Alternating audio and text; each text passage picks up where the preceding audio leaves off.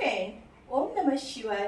दोस्तों, आज के वीडियो में हम आपको पर्वतासन करने का सही तरीका और उससे हमें कितना लाभ मिलता है, ये सारी बातें हम आपको आज की वीडियो में बताने वाले हैं।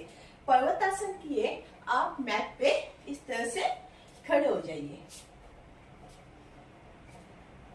इस तरह से हमें पर्वतासन किए खड़े होना है और फिर इस तरह से हाथों को और पैरों के पंजों को उठा लीजिए, हाथों को उठा लीजिए और up down up down up down करते लीजिए। इससे हमारे पैरों का एक्सरसाइज हो जाता है। पर्वतासन करने के पहले हमें यह करना है। जब यह हो जाए तो इस तरह से पैरों को आगे की ओर ले लीजिए। पर्वतासन का मीनिंग क्या है दोस्तों, कि हमें पर्वतासन जैसा आसन करना है, पोज करना है।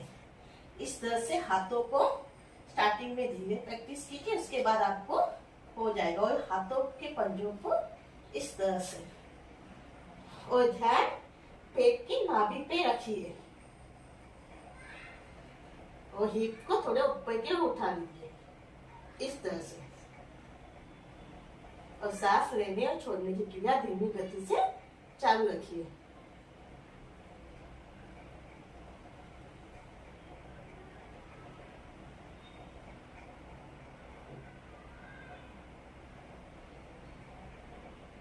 कम से कम स्टार्टिंग में आप 30 सेकंड तक कीजिए। इसके बाद हमें 1 मिनट तक करना है।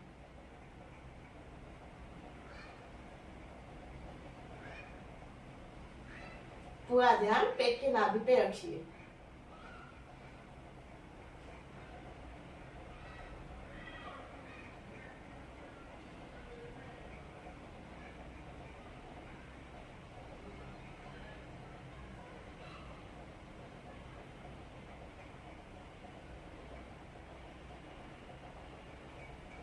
जब हमारा 1 मिनट हो जाए तो दोनों हाथों को लंबे कीजिए, पैरों को फिर से लंबे और धीरे से इस तरह से वज्रासन में बैठ जाइए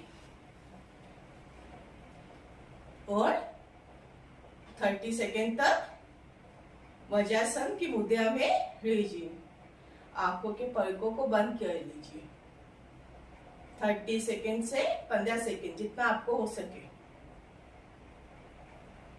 और इसके बाद हमें 1 मिनट तक शवासन पोज में लेटना ही है। इससे हमारे पैरों को, बॉडी को रिलैक्स मिलेगा।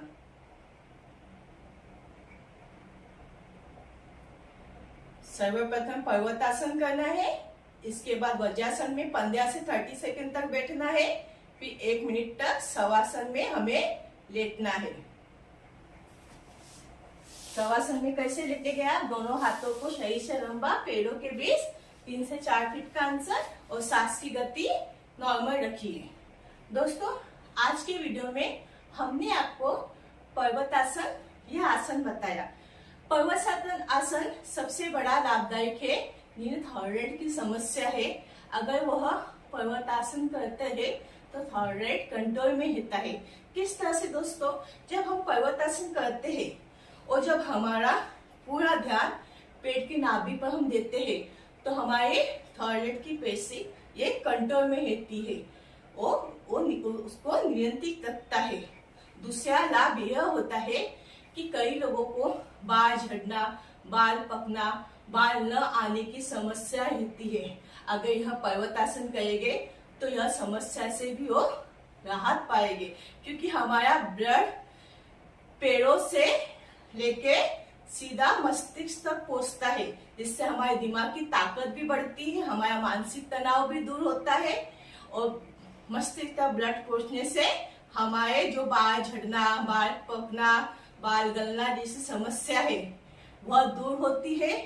बाल का पोषण होता है, उसे उन्हें ब्लड का पोषक तत्व मिलता है।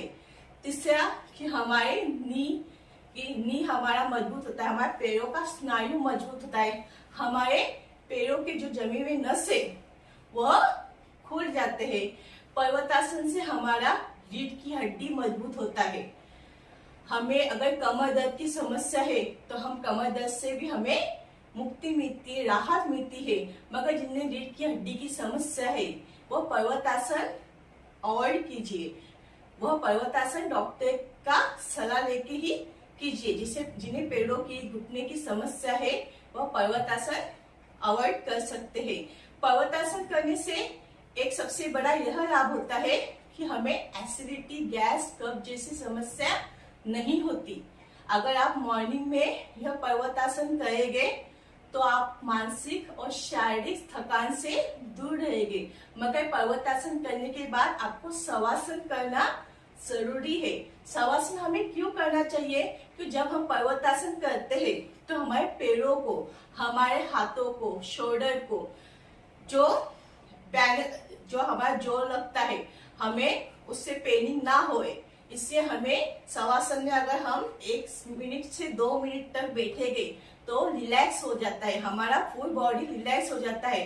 ब्लड लेवल, जो शरीर में ब्लड है वो लेवल में आ जाता है, ब्लड संचरण अच्छे से होने लगता है। इससे हमें पर्वतासन के बाद शवासन करना जरूरी है। और शवासन करने से हमें मानसिक और शारीरिक टेंशन से भी मुक्ति मिलती है और हमारा माइंड भी हैप्पी होता है। दोस्तों, अगर आज का वीडियो आपको हमारा अच्छा लगे तो हमारे वीडियो को लाइक, सब्सक्राइब, कमेंट जरूर कीजिए। ओम नमः।